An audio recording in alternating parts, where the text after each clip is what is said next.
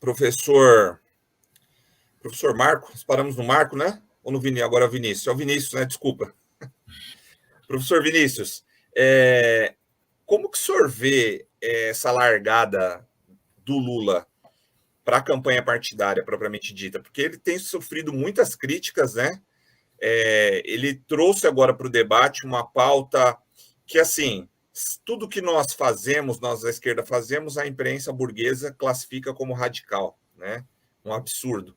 E ele trouxe esses dias uma pauta que é extremamente necessária, é uma questão de saúde pública, é o aborto, né?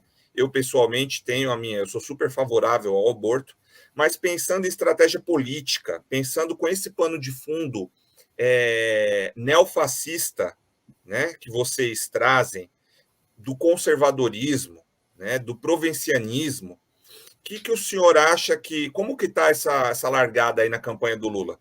Porque tem muita gente dizendo que está muito tranquilo, né, que ainda ele não está conversando com as bases, está priorizando ali os artistas.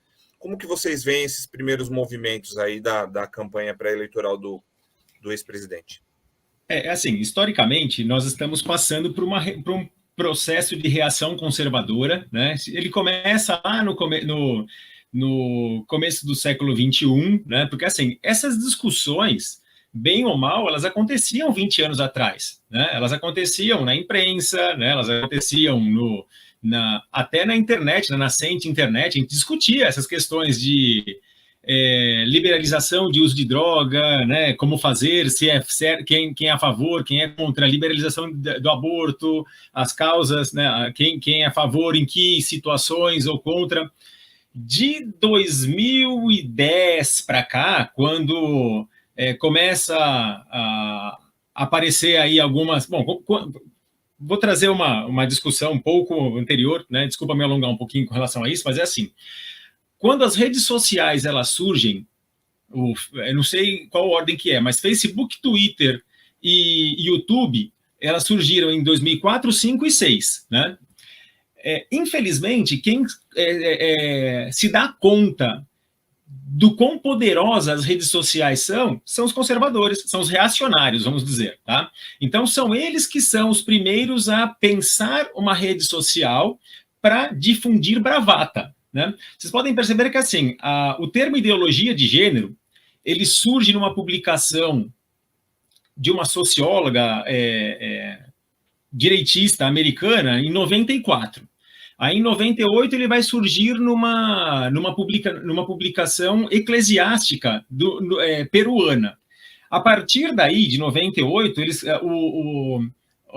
os evangélicos se apropriam do termo, só que ele começa a ser difundido e popularizado, aqui no Brasil especificamente, após a popularização daquele programa Escola Sem Partido, que se dá em 2008, 2009, 2010, depois da difusão das redes sociais, né?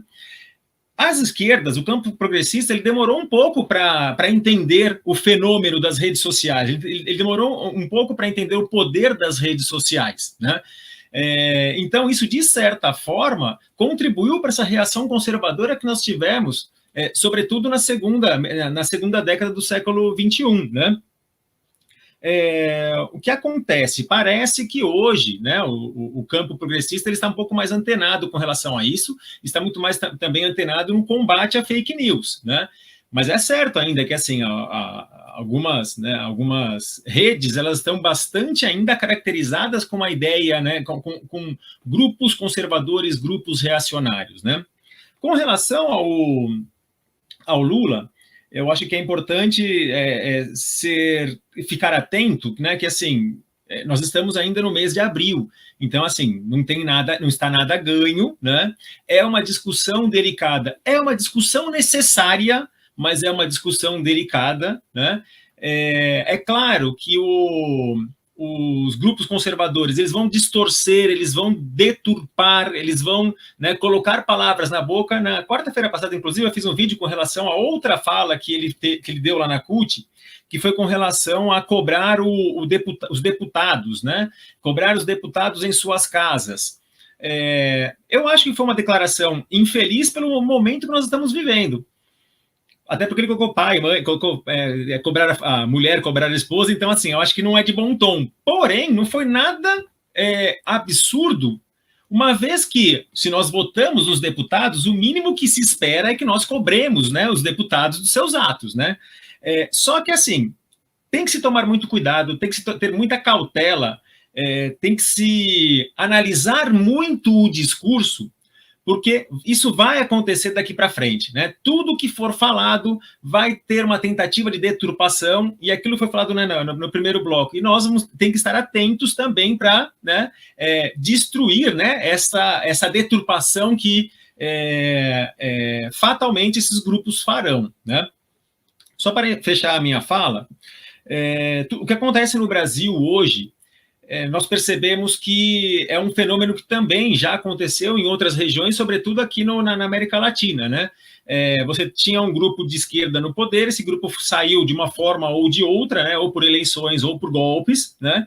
E que agora está havendo um resgate, um retorno, né? Uma tentativa de voltar atrás daquilo que foi tudo, porque assim, esses 4 anos foram catastróficos, né? Não apenas relacionado ao campo econômico, mas assim, misturou aí a pandemia no pior governo que nós poderíamos ter, né? Então a pandemia ela vem nesse governo, então assim ocorreram muitas perdas, né? Sobretudo as pessoas mais maduras, né, que viveram lá, né, que viram a transformação do Brasil, sobretudo na primeira década do século XXI, perceberam que nós perdemos muito, né? Nós perdemos absurdamente nesses últimos 4 anos. Então, eu acho que, assim, vejo que essa disparada do Lula nas pesquisas tem tem esta questão deste resgate de um Brasil que foi destruído nesses últimos 4 anos, né? E nós temos que estar atentos para que essas suas falas, né, todo o discurso que é proferido não seja deturpado, para que não coloquemos tudo a perder.